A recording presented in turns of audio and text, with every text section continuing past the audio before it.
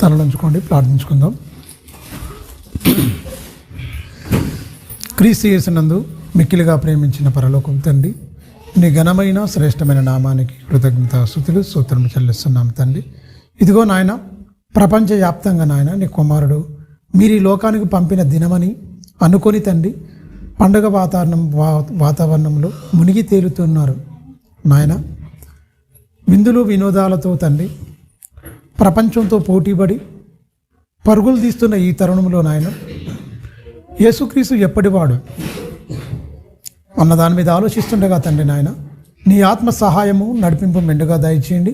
మా కొదవగా ఉన్న జ్ఞానాన్ని ధారాళముగా నాయన నీ ఆత్మ ద్వారా మాకు అనుగ్రహించి నాయన నీ వాక్యం అనే అర్థంలో మా జీవితాలను కూడా కట్టుకుంటులాగున్న తండ్రి మేము ఎలా బ్రతకాలి, ఎలా జీవించాలి, మా జీవన విధానాన్ని తండ్రి చెడిపోయిన లోకంలో పడిపోకుండా పరిశుద్ధ లేఖనాల ప్రకారంగా తండ్రి ఎలా జీవించాలో తండ్రి అనేకమైన విషయాలు మీరు చెప్పారు తండ్రి.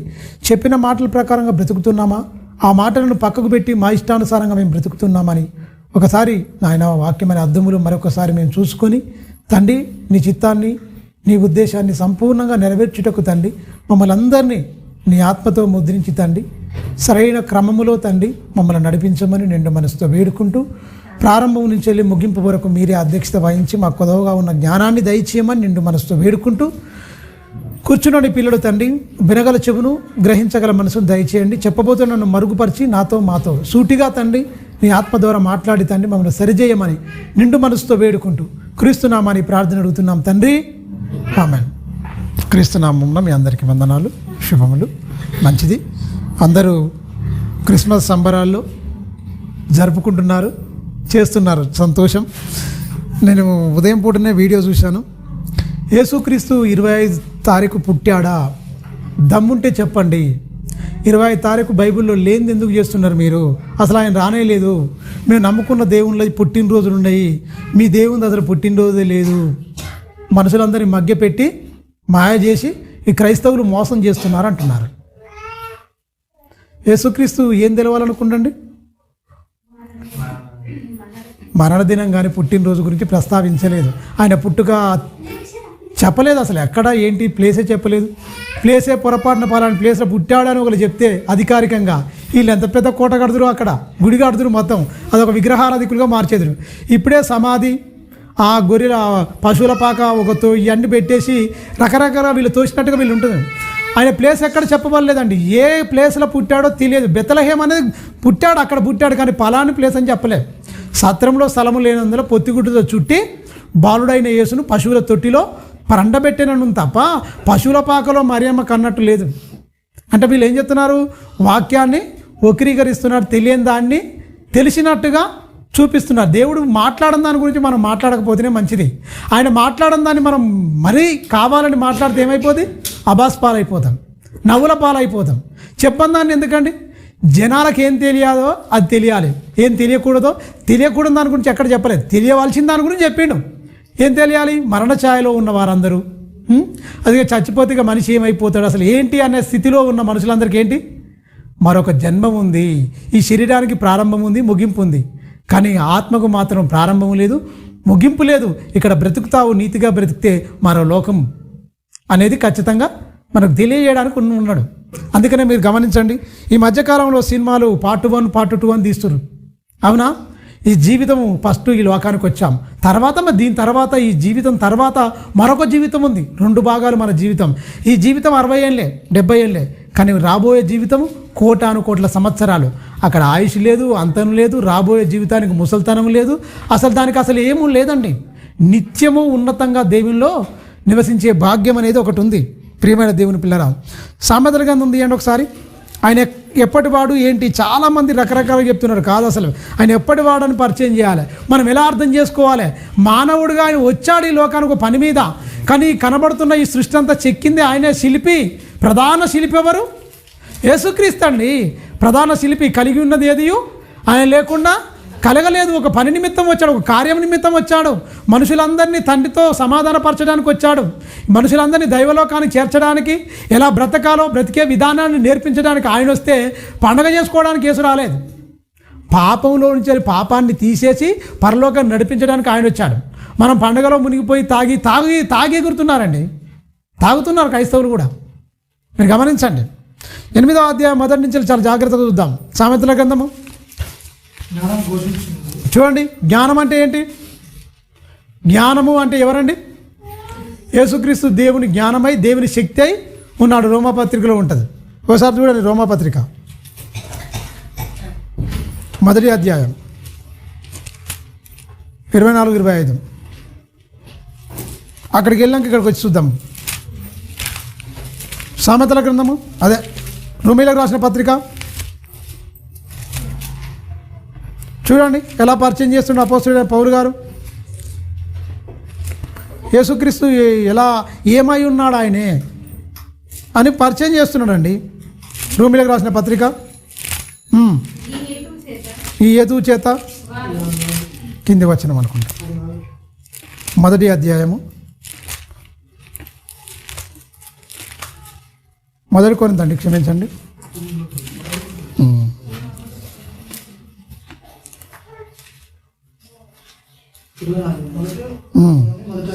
24. 1 కొరింథీ 1వ అధ్యాయము 24వ వచనంలో యేసుక్రీస్తు ఔన్నత్యం గురించి, గొప్పతనం గురించి మనుషులు అనుకుంటుంది వేరు, అసలు క్రీస్తు ఎంత గొప్పవాడో చెప్తున్నాడండి ఇక్కడ. 24, 1వ అధ్యాయం 24. ఆయన యూదులకు ఆటంకముగాను అన్యజనులకు బెర్రితనముగాను ఉన్నాడు కానీ యూదులకేమి గ్రీకు దేశస్థునికేమి పిలువబడిన వారికి క్రీస్తు, చూడండి, క్రీస్తు దేవుని శక్తి అయి ఉన్నాడు. దేవుని జ్ఞానమునై ఏమై ఉన్నాడు? దేవుని జ్ఞానమునై ఉన్నాడు. ఆ జ్ఞానం మాట్లాడుతుంది చూడండి. జ్ఞానం మాట్లాడుతుంది. యేసుక్రీస్తు ఏమై ఉన్నాడు? దేవుని శక్తియు దేవుని జ్ఞానమై ఉన్నాడు. ఆ జ్ఞానం మాట్లాడుతుంది ఇక్కడ చూడండి. జ్ఞానము ఘోషించుచున్నది. చూడండి, వివేచన తన స్వరమును వినిపించుచున్నది. త్రోవ పక్కన రాజవీధులలోను మూలలలోను నడి మార్గములలోను అది నిలిచి ఉన్నది.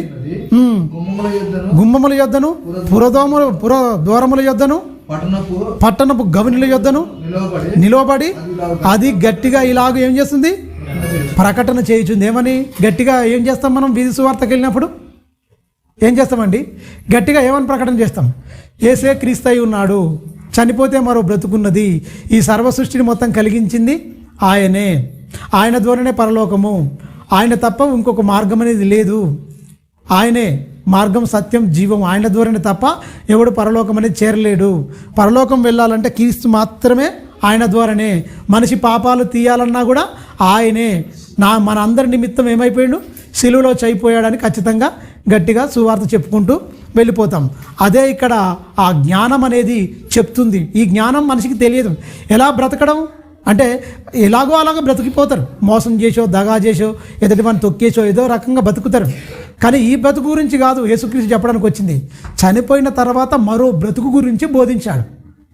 అలాగే ఇక్కడ ఎలాగైతే చెడిపోయి బతుకుతున్నావో నీ బ్రతుకు దిద్దుకో, ఈ బ్రతుకుతోనే ఆ బ్రతుకు ముడిపడి ఉందని చెప్పిండు. ఏ బ్రతుకుతోనే? ఇక్కడ నీకు ఇచ్చిన ఈ 60 ఏళ్ళు 70 ఏళ్ళ ఈ జీవితకాలంతోనే నువ్వు పరలోకం వెళ్ళాలా నరకానికి వెళ్ళాలా డిసైడ్ అయిపోతుంది నాయన. ఆ జీవితంకి ఈ జీవితం ముడిపడి ఉన్నది. మరణం తర్వాత నువ్వు ఎక్కడికి వెళ్ళాలో ఈ బ్రతికే విధానంలోనే ఉంది. నువ్వు పాపిష్టుడు అయిపోయి, రకరకాలుగా మోసగాడి అయిపోయి, దోచుకునేవాడిగా, దొంగగా, వ్యభిచారిగా, భయంకరుడుగా నువ్వు మారిపోయినావనుకో, నువ్వు మహాలోకానికి రాలేవు, నిత్య నరకానికి వెళ్ళిపోతావు. నిత్య నరకానికి వెళ్ళిపోతావు. నీతిగా బ్రతికితే, నవీన స్వభావం ధరించుకొని నీతిగా సత్ప్రవర్తన కలిగి గొప్పగా నువ్వు బ్రతికితే మరో లోకం ఉన్నది. అదే పరలోకము, యుగయుగాలు జీవించే లోకము. అక్కడ ఎండ దెబ్బ వడదెబ్బ ఉండదు, నీటి బాధలు కన్నీటి వేదన ఉండదు, ప్రతి బాష్ప బిందువు తుడవబడుతుంది ఖచ్చితంగా. ఇక్కడ సుఖదుఖములు రెండింటిని జతపరిచి పెట్టాడు. అవి చావుతోనే తెగిపోతున్నాయి. ఈ చావుతోనే ఇక్కడ వరకు ఇక్కడ కష్టం ఉంటుంది, బాధ ఉంటుంది, నవ్వు ఉంటుంది, ఏడుపు ఉంటుంది, అన్నీ ఉండేదే భూలోకం. నిత్యము సంతోషం ఉండేదే పరలోకం. నిత్యము ఆనందం లేకుండా ఎప్పుడు ఏడుపు ఉండేది ఏది? నరకం. ఏమంటారు చాలామంది ఏడుస్తుంటే, నరకం చూస్తున్నారా బాబు అంటాడు. నరకం చూస్తున్నావు, ఇది కొంచెం బాధకే. ఆ నరకం ఏంటో అలా చెప్పుకుంటారు. నరకం కనిపించిందండి నాకు, బాధను పోల్చుకుంటూ చెప్పుకుంటూ నేను నరకాన్ని చూపించానండి, నేను నరకం చూశానండి అని చెప్తారు. కానీ భూమి మీద ఉన్నప్పుడు నరకం ఎవరు చూడరు. అంత బాధ, ఆ కొంచెం బాధకే నరకం అంటే. పోయి నరకంలో పెడితే ఎట్లుంటుంది? అసలు అక్కడ ఇక ఏడుపుడు పనులు కూడా తప్ప ఇక నవ్వు, ఆనందం, సంతోషము, సమాధానం, నెమ్మది అనేదే ఉండే లోకం ఏదైనా ఉందంటే నరకం. నిత్యము ఆనందం, ఇక సంతోషమే ఉంటుంది అక్కడ. ఇక వేరేది కోపము, ద్వేషము, పగ, ప్రతీకారాలు ఏది లేకుండా గొప్పగా ఉండే లోకం ఏదంటే పరలోకం. ఈ పగ, ప్రతీకారాలు, సకల దుర్నీతి, పాపం ఉన్నది ఎక్కడంటే భూమి మీదనే. ఈ అన్నిటి వదులుకొని బతికేయడానికి బతికించాలి. ఈ అన్నిటి పగ, ద్వేషము, కుళ్ళు, కుతంత్రమని మానుకొని గొప్పగా ఇక్కడ బ్రతికితే ఆ మహాలోకానికి చేరుతామని చెప్పడానికి ఇక్కడికి వచ్చిండు యేసుక్రీస్తు. తెలుసా? అందుకొచ్చిండు. నువ్వు పండుగ చేసుకోవడం కాదు, బతుకు మార్చుకొని పండుగ చేసుకునే ప్రయోజనం ఏంటి చెప్పండి? కోరికలు పెంచుకోవడానికి చెప్పిండా? కోరికలు చంపుకొని బతకమండా? కోరికలు చంపుకొని బ్రతికేవాడు క్రైస్తవుడు. కోరికలు పెంచుకుంటూ పోయేవాడు ఎవరు సంబంధి? క్రీస్తు సంబంధి కాదు. క్రీస్తులోకి వస్తే చాలా ఆస్తులు కలిసి వస్తాయి, రకరకాలు చెప్తారు. అసలు బైబిల్లో ఎక్కడ ఎవరు చెప్పలేదు యేసుని నమ్ముకుంటే నిత్య జీవం, పరలోకం అని చెప్పారు తప్ప యేసుని నమ్ముకుంటే అంతే కలిసి వస్తుందిగా, ఉన్నది పోద్ది. తెలుసా? ఉన్న దాంట్లో నీకు కొంచెము అన్నవస్త్రం కలిగి వాటితో తృప్తిగా ఉంటావు, సంతోషంగా ఉంటావు. లక్షల రూపాయలు ఉన్నోడికి సకల రోగాలు ఉంటే హాస్పిటల్ దిగుతూ ఉంటాడు వాడు. నీకున్న దాంట్లో నీకు 10 రూపాయలు ఉన్నా సరే, 100 రూపాయలు ఉన్నా సరే, అన్నవస్త్రం కలిగి రోజుకు 3 పూటలు తినడానికి, ఒంటి మీద బట్టలు ధరించుకోవడానికి ఉన్నా కూడా సకల సంతోషం నీ ముంగిట్లో ఉంటుంది, నీ హృదయంలో ఉంటుంది. నీకు ఏ ఆలోచన ఉండదు, చక్కగా ఆనందంగా ఉంటావు. అన్నీ ఉన్నా సరే ఆనందం లేకపోతే ఏం లాభండి? లక్షల రూపాయలు ఉన్నాయి, ఆనందం అనేది లేదు. ఏం చేస్తావు? తినడానికి విపరీతమైన ఉంది, అన్ని రోగాలు, బీపీలు, షుగర్లు భయంకరంగా ఉన్నాయి, స్వీట్లు విపరీతంగా ఉన్నాయి, అన్నీ తినవలసినవి మొత్తం కళ్ళమ్మగట్టు ఉన్నాయి, డబ్బులు చేవి నుండి ఉన్నాయి. తింటే మొత్తం పోతాం.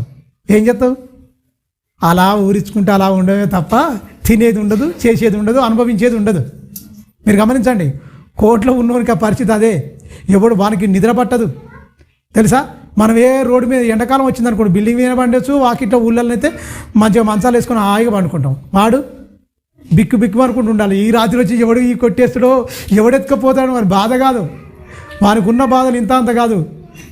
అందుగురించి ఈ ధనం అనేది ఏమన్నాడు? ధనాపేక్ష అంటే ఏమన్నాడు? సమస్త కీడులకు మూలము, ధనాపేక్ష కీడులకు మూలం అని దేవుడు చెప్తే ఆ ధనాపేక్ష కోసం వచ్చి ప్రార్థన చేసుకుంటారు. ఆయన ఏమంటున్నాడు? ధనాపేక్ష సమస్తమైన కీడులకు మూలము. ధనవంతుడు దేవుని రాజ్యంలో ప్రవేశించాడు. 2 యజమానులకు ఒకడు దాసుడుగా ఉండలేడు, ఒకడు సిరి అయితే అంటే ధనం అయితే ఒకటి దేవుడు. కానీ ఇప్పుడు మనుషులు ఏమయ్యారు కన్నా ధనానికి దాసులు అవుతారు, దేవుని దూరం పెడుతున్నారు. తెలుసా? అలా దూరం పెట్టక ఏమంటారు? ఇది దేవుడు ఇచ్చింది అని చెప్పుకుంటారు, దేవుని మీద వేస్తారు సులువుగా. మీరు గమనించండి ఎంత జాగ్రత్తగా చెప్తున్నాడు చూడండి. పురద్వారం గట్టిగా ప్రకటన చేస్తుందట మారాలని. కింది వచ్చిన 4వ వచనం, మానవులారా మీకే నేను ప్రకటిస్తున్నాను. మానవులారా మీకే నేను ప్రకటిస్తున్నాను. నరులకు మీకే నా స్వరము. చూడండి, స్వరం ఇచ్చిన ఆయన స్వరంతో చెప్తున్నాడు. ఈ మాటలు ఎక్కడ ఉన్నాయి? అక్షరబద్ధం చేసి గ్రంథంలో పెట్టాడు. ఆ మాటలు మనం చదువుకుంటే ఏమవుతాడు? బైబిల్ మూసేస్తే దేవుడు నాతో మాట్లాడతాడు అనుకుంటారు. కాదు, దేవుడు మాట్లాడే వాక్యం ద్వారానే మాట్లాడతాడు. అది మర్చిపోయారు. మీరు గమనించండి, అన్ని మోసపు. సరే, దేవుడు మాట్లాడిండు, మాట్లాడడానికి జనం బతుకు మారిందా? మీరు గమనించండి, ఒక ఆమె ఇక్కడనే ఉంటారు సహోదరి, భాషలు మాట్లాడుతుంది, ఎగురుతుంది. ఒకరోజు ఆ ఇంటి ముంగడి చెడిపోతున్నా, బండపూతులు తిడుతుంది. వచ్చింది నీకు పరిశుద్ధాత్మ దయ్యమా? నీ మాటలో భయంకరమైన బూతులు. చర్చిలో రాగానే నీకు దేవుడు వచ్చి సప్పట్లు కొట్టుకుంటా గట్టిగా మాట్లాడతావా? ఏంటి? యాపరీళ్ళు ఎత్తే సేమ్ టు సేమ్ దిగిపోయినట్టే. ఇక అంతేనా? ఆ యాపరీళ్ళు ఒకటే లేవు చేతులు, ఇక అంతే. ఏంటి వీళ్ళు చేస్తున్న విన్యాసాలు? మీరు గమనించండి. నిజంగా దేవుడు నీలోకి వస్తే చాలా మంచి పరివర్తన వస్తుంది. నీతిగా బ్రతకాలనుకుంటావు, ఎవరితో ఏముండదు, జ్ఞానమే ఉంటుంది తప్ప అల్లరి ఉండదండి. పరిశుద్ధాత్మ అల్లరికి కర్త కాడు, సమాధానానికి కర్త కానీ అల్లరికి కర్త ఎందుకు అవుతాడు? నువ్వు అల్లరితో ఆటపాటలతో నువ్వు గెంతుతున్నావు అంటే వచ్చింది దురాత్మ తప్ప పరిశుద్ధాత్మ కాదు. పరిశుద్ధాత్మ కాడ ఉన్న కాడ మంచిగా సమాధానం, శాంతి, నెమ్మది, పీస్ఫుల్గా ఉంటుంది, మంచిగా సంతోషంగా ఉంటాం. మంచిగా పరిశుద్ధాత్మ ఉన్న కాడ సమాధానం, నెమ్మది, జ్ఞానం ఉంటుంది. దురాత్మ ఉన్న కాడ ఎగురులు, గంతులు, అల్లరి, కేకలు, బొబ్బలే. అమ్మరాదు ఎప్పుడు తెలుసుకుంటారంటే ఇక క్రైస్తవ లోకం తెలుసుకునే పరిస్థితి లేదు. ఒకవేళ చెప్పినా కూడా వినలేని పరిస్థితి. చెప్పినా కూడా ఏంటి, సత్యాన్ని చెప్పినా కూడా స్వీకరించలేని మనస్తత్వం, వాతవేయబడిన మనస్సాక్షి కలిగి ఉన్నారు. వాళ్ళకేం తెలియదు, మాకే అంత తెలుసు అన్నట్టుగా భ్రమలో ఉంటురు. మీరు గమనించండి, చెప్తున్నాడు, చాలా జాగ్రత్తగా వినండి. మీకే నరులైన మీకే నేను తెలియజేస్తున్నాను. ఏం తెలియజేస్తున్నాడో ఇంకా కిందికి మాట్లాడుతుంది చూడండి. కింది వచ్చిన్నాను. జ్ఞానము లేని వారు ఆ జ్ఞానం ఎట్టిదో తెలుసుకొనుడి, బుద్ధిహీనులారా బుద్ధి ఎట్టిదో యోచించి చూడుడి. నేను శ్రేష్టమైన సంగతులనే చెప్పేదను వినుడి. శ్రేష్టమైన సంగతులు మనుషుల దగ్గర లేవా? మనిషి జ్ఞానము లేవా? మనిషి జ్ఞానము ఏం జ్ఞానము? తత్వజ్ఞానము, నేర్పు మాటలు. ఆత్మ సంబంధమైన జ్ఞానం వేరు, మనిషి జ్ఞానం వేరు. మనిషి జ్ఞానం అనేది మనిషిని తీర్చిదిద్దలేదు. దేవుని జ్ఞానమే మనిషిని సరి అయిన మార్గంలో పెట్టేది. పరిశుద్ధాత్మ వస్తే పాపముల గురించి నీకు తెలియజేస్తాడు సంపూర్ణంగా, ఇది తప్పు అని. నీతిగా బతికితే రాబోయే లోకం ఏంటో నీకు తెలియజేస్తాడు. అలాగే పరిశుద్ధాత్మ వస్తే ఆ తీర్పు ఎంత భయంకరమైందో, ఆ నిత్య నరకం ఏంటో నీకు తెలియజేస్తాడు. అప్పటి నుంచి మనకు భయము, భక్తి, వినయము, విధేయత వచ్చి ఖచ్చితంగా బ్రతికించడానికి ఆదరణకర్త అదే. ఆదరణకర్త, ఉపకారాత్మగా పరిశుద్ధాత్ముడు మన హృదయంలోకి వచ్చిండు. వచ్చిన సంగతి జనాలేంటి అప్పుడప్పుడు వచ్చిపోయేవాడు కాదు. వచ్చిండంటే పర్మనెంట్, నువ్వు నేను పోయేదాకా ఉంటాడు ఆయన. ఎందుకంటే విమోచన దినం వరకు మనం పోయేదాకా మనలో ఉండి నడిపించి, బలపరిచి, స్థిరపరిచి, సత్యమందు ప్రతిష్ఠించి, సర్వసత్యం నడిపించి ఆ మహాలోకంలోకి తీసుకుపోవడానికి ఆయన అప్పుడప్పుడు వచ్చిపోయేవాడు కాదు. పరిశుద్ధాత్మ అప్పుడప్పుడు వచ్చిపోయేవాడు కాదు. ఈ జ్ఞానం ఎప్పటికీ స్థిరంగా ఉండేదే. జ్ఞానము లేని వారు జ్ఞానం ఎట్టిదో తెలుసుకోండి. జ్ఞానం ఎట్టిది? ప్రేమించే జ్ఞానం, తెలుసా? త్యాగపూరితమైందనమాట. అందుకని కింది వచ్చిన వాళ్ళు ఇంకా బాగా మాట్లాడుతుంది. ఈ అధ్యాయం అంతా చాలా ఉన్నతంగా ఉంటుంది. 36 వచనాలు ఉంటాయండి. నా పెదవులు చూడండి, నా పెదవులు యథార్థమైన మాటలు పలుకును, నా నోరు సత్యమైన అంటే ఏంటి? నీకు నోరు ఇచ్చింది నాయన, సత్యమైన మాటలు పలుకు. నీ పెదవులేంటి? యథార్థంగా ఉండాలి. నీ నోటి మాటలు సత్యంగా ఉండాలి. అదే జ్ఞానం. సత్యం నీలో ఉండడానికి, సత్యాన్ని స్థాపించడానికి అందరూ అసత్య సంబంధులుగా మారిపోతే సత్యమైన మాటలు ఎలా ఉంటాయి అంటే ఏంటంటే అవునంటే అవును, కాదంటే కాదు. దాని నుంచి వెళ్ళి పైకి వచ్చినాయి ఏంటి అన్నాడు? ఏమన్నాడు? మత్తయి సువార్త తీయండి ఒకసారి, మళ్ళీ ఇక్కడికి వద్దాం. 5వ అధ్యాయము 31, 32 చూడండి ఒకసారి. 5వ అధ్యాయంలో మత్తయి సువార్తలో దుష్టు నుంచేలా పుట్టింది అంటాడు. దానికంటే ముందు వచ్చిందనుకో, మీకు దుష్టు నుంచేలా మీ హృదయంలో వాడు పుట్టిస్తాడండి. అందుకనే సత్యం లేదు మనిషిలో, యథార్థత లేదు, భక్తి లేదు. భక్తిహీనుడుగా తయారవ్వడం కారణం ఏంటంటే 37వ వచనం అండి. నీ మాట 37 అవున 5వ అధ్యాయము మత్తయి సువార్త 5వ అధ్యాయం 37వ వచనం. మీ మాట అవునంటే అవును, కాదంటే కాదు అని ఉండవలను. వీటికి మించినది ఏంటట? ఎక్కడ పుట్టిత్తుండు? మనిషి హృదయంలో. యథార్థమైన పెదవులు ఏం చేస్తాయి? మంచి పాటలు పలుకుతాయి. అంటే అప్పటి వరకు ఏంటి? పెదవులు ఒక మోసపూరితమైన మాటలు పలుకుతున్నాయి. అందుకని ఆయన ఈ మాటలు తెలియజేయడానికి క్రీస్తు పూర్వమే సొలొమోను, జ్ఞాని అయిన సొలొమోనుతో పరిశుద్ధాత్మ ప్రేరణతో యేసుక్రీస్తు జననము, ఆయన చెప్తున్న సంగతులు, ఆయన ఎప్పటివాడు అనేది కూడా ఇందులో 36 వచనాలు ఉంటాయి. ఈ అధ్యాయం మొత్తం చదివితే ఇందులో మొత్తం జ్ఞానం గురించి, యేసుక్రీస్తు గురించి, ఔన్నత్యం గురించి, సమాజానికి ఆయన పలుకుతున్న మాటలు ఎలా ఉండాలి ఏంటి అనేది బోధిస్తున్న మహాసందర్భము, మహాసంగతులని మనం చెప్పొచ్చు. ప్రియమైన దేవుని పిల్లరా, అంటే మనిషిలో ఏముంది? దేవుడు నరులను యథార్థంగానే పుట్టించాడు, మంచిగానే ఉంది. ఆ యథార్థతను తీసేసి ఏం చేసిండు? ఆ మాటలను అవునంటే అవును, కాదంటే కాదు, వాటికి మించి వచ్చేటి ఏంటరికైనా దుష్టుడి నుండి పుట్టినవి. దుష్టుడు ఎక్కడికి వచ్చి పుట్టిస్తుండు? మానవుల్ని పుట్టించిన దేవుడైతే అబద్ధపు మాటలు, మోసపూరితమైన మాటలు, వంచన మాటలు, కపటపు మాటలు ఎవరి హృదయంలో, మన హృదయంలోకి వచ్చి వాడు పుట్టిస్తుండే అర్థం ఏంటి? వాటి మీద మనకు వాంచగలిగిందనమాట. అది వాకిట్లో ఉన్నది. దుష్టుడు అనేది వాకిట్లో, పాపం అనేది పొంచి అక్కడ ఉన్నది. వాకిట్లో ఉన్ని దాని మీద వాళ్ళని చూసి అవి విని సడన్గా మన హృదయంలోకి తెచ్చుకొని మన హృదయంలో ఏది సుఖనివాసం చేస్తే అదే బయటికి వెళ్తుంది. జ్ఞానం సుఖనివాసం చేసింది అనుకోండి, జ్ఞానమే బయటికి వెళ్తుంది. కోపం సుఖనివాసం చేసింది అనుకో, కోపమే బయటికి వెళ్తుంది, ముంగోపిగా మారిపోతాం. అలాగనే అబద్ధము, మోసము ఇవన్నీ మన హృదయంలో సుఖనివాసం చేసింది అనుకోండి, ఏమైపోద్ది? కాటేసే పాము లెక్క నాగుపాము విషములాగా మారిపోయి అందరి బ్రతుకులను సిలివేసేటట్టుగా, చిదిలం చేసేటట్టుగా మారిపోద్దట మాటలే. మీరు గమనించండి, నూనె కంటే నులుపుగా, కత్తి కంటే పదునుగా మాటలు అనేకమైన జీవితాలను సమాధి చేస్తాయి, తెలుసా? అంత పవర్ ఉందన్నమాట మాటల్లో. మీరు గమనించండి. అందుకని ఇక్కడ ఏమంటున్నాడు? సత్యమే మాట్లాడాలి, నేను సత్యమే చెప్తున్నాను, నా నోట సత్యమే ఉంది, నా పెదవులు యథార్థమైనవి, నా నోట పలికే సత్యమైన మాటలు నేను చెప్తున్నా. ఆ సత్యం మనిషిలో ఉందా? లేదు. మనుషులందరూ అబద్ధం మాట్లాడుతున్నారు, కుండాలు మాట్లాడుతున్నారు, మోసపూరితమైన మాటలు మాట్లాడుతున్నారు. ఈ అన్నిటికీ మొత్తం ఎవరికి కారణం? వాడిని, దుష్టుని బయలుపరచడానికి, వాని సాతాను క్రియలను లయపరచడానికి, ప్రపంచంకి అందరినీ వాడేంటో చూపించడానికి యేసుక్రీస్తు వచ్చాడండి. మనుషులను మహాత్ములుగా తీర్చిదిద్ది పరలోకాన్ని నడిపించడానికి యేసుక్రీస్తుకు వచ్చాడు. కోట్ల మంది క్రైస్తవులు, సంతోషం, మంచిదే. సంఖ్యలో మాత్రం కోట్ల మందే. దేవునికి ఇష్టానుసారంగా బ్రతికే వాళ్ళు వేళ్ల మీద లెక్క పెట్టుకోవచ్చు, వేళ్ల మీద లెక్క పెట్టుకోవచ్చు. లక్షల్లో ఉండరు, వేలల్లో ఉండరు, వందల్లో ఉంటే మా ఎక్కువ, వందల్లో ఉంటే మా ఎక్కువ. తెలుసా? కోట్ల మంది, 300 కోట్ల మందికి పైచిరికే క్రైస్తవ లోకం.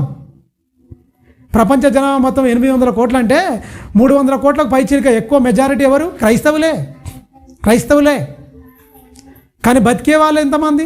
క్రీస్తు అడుగుజాడలు నడిచే వాళ్ళు ఎంతమంది? క్రీస్తు చెప్పినట్టుగా తమ జీవితాలు కట్టుకున్న వాళ్ళు ఎంతమంది అంటే వేళ్ల మీద లెక్క పెట్టుకోవచ్చు. కోట్లల్లో, సంఖ్యలో చూస్తే కోట్లల్లో ఉన్నారు, లెక్కల్లో చూస్తే ఎంతమంది ఉన్నారు?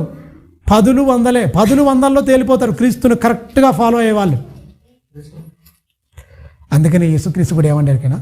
పరలోకం ఎక్కువ రారన్నాడు.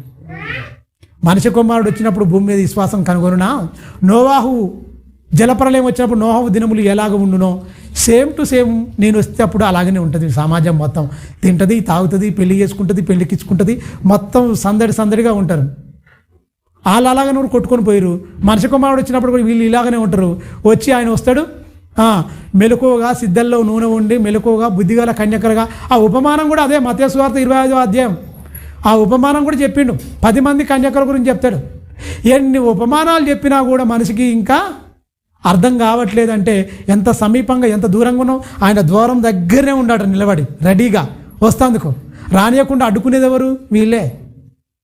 ఎన్నో అవకాశాలు ఇస్తుండు, ఎంతో సమయాన్ని ఇస్తుండు. మీరు గమనించండి.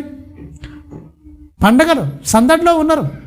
ఎంత సందడి అంటే చెప్పలేనంత సందడి. మీరు గమనించండి. బాధాకరం.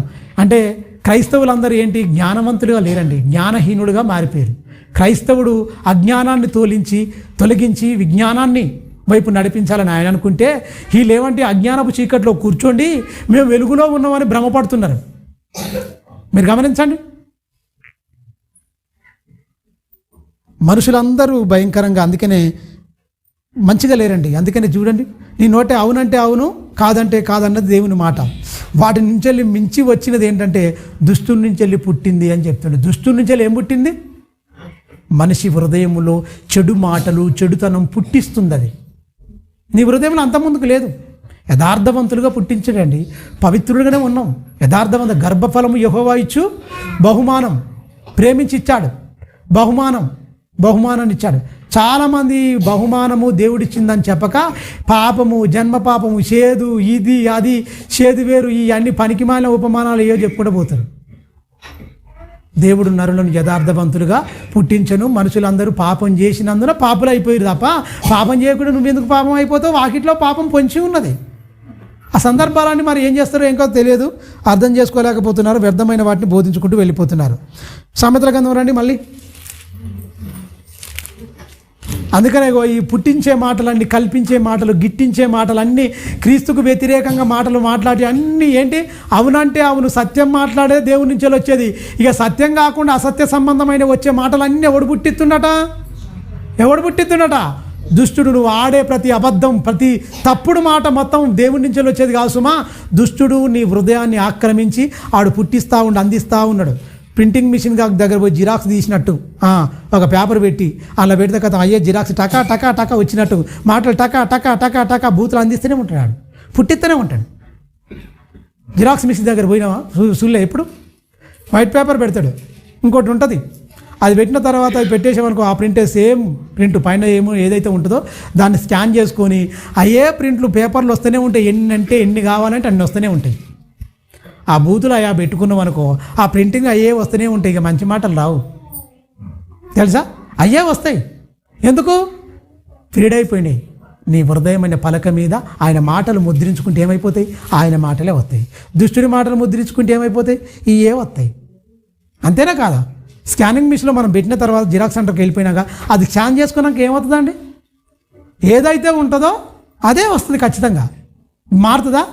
మారడానికి అసలు వీల్లేదు. నీ హృదయంలో వాడు పుట్టించే మాటలు ఇలా వస్తున్నాయి అంటే, అంతకు మించి వస్తున్నాయి అంటే అవి నాయి కావు, దుష్టుడు పుట్టిస్తుండు, మీరు జాగ్రత్త అని ఎవరు చెప్తారు? ఇది సాక్షాత్తు యేసుక్రీస్తు శరీరాన్ని ధరించుకొని లోకానికి వచ్చినాక చెప్తుండు. మీరు అనుకుంటుర్రు ఇక ఇట్లా మాట్లాడుతుంటే నోరిచ్చిండు కదా, దేవుడే ఇలా మాట్లాడిస్తున్నాడు నాతోనని మీరు భ్రమలో ఉన్నారు. దేవుడు సత్యవంతుడు, సత్యమే మాట్లాడించేటి. వాటికి మించి వచ్చే అబద్ధం ప్రతి పనికి మాలిన మాట దుష్టుడి నుంచే వస్తున్నాయి అని బహిరంగంగా చెప్పింది ఎవరు?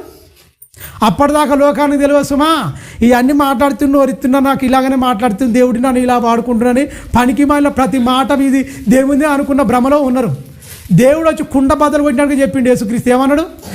అవునంటే అవును, సత్య సంబంధమైన మాటలే నా తండ్రి మీ హృదయంలో పెట్టాడు తప్ప ప్రతి నీచమైన మాట, ప్రతి దుర్నీతి మాట ఎవరి సంబంధి? దుష్టుని సంబంధి. వాడు నీ హృదయంలో మాటలు పుట్టిస్తాడు. నువ్వు దేవునికి నీ హృదయాన్ని ఇస్తే దేవుని మాటలు వస్తాయి, దుష్టునికి నీ హృదయాన్ని ఇస్తే దుష్టుని మాటలు వస్తాయి. తేల్చుకో నువ్వే అని ఎవరు చెప్పారు? మరి గమనిస్తుందా లోకం? గమనిస్తుందా? అసలు క్రైస్తవ లోకం గమనిస్తుందా? మీరు గమనించండి. లోకానికంటే పక్కకు పెట్టండి. యేసుక్రీస్తు చెప్తున్నాడు, ఆయన నమ్మిన బిడ్డలతో చెప్తున్నాడు, ఆయన ఫాలో అవుతున్న బిడ్డలతో చెప్తున్నాడు, ఇది బాగుంది. మీరు అవునంటే అవునంటురా, కాదంటే కాదంటురా, ఉన్నట్టున్నారా? నేను చెప్పిన మాటల ప్రకారం ఉంటురా? మనిషికో మాట, చాటుకో మాట, నేటుకో మాట, దిమనస్సు అంటే 2 నాలుకల ద్వారాని ప్రవర్తిస్తున్నారా? 2 నాలుకల ద్వారాని ప్రవర్తించినాం అనుకోండి, మనం ఎవరి సంబంధము? దేవుని సంబంధం కాదు, దుష్టుని సంబంధం. అందుకని అన్నిటి చెప్పడానికి వచ్చాడండి మహనీయుడు. అన్నిటి చెప్పిన మాటలని పక్కకు పెట్టుకొని పండుగ చేసుకుంటే దేవుడు సంతోషపడతాడా?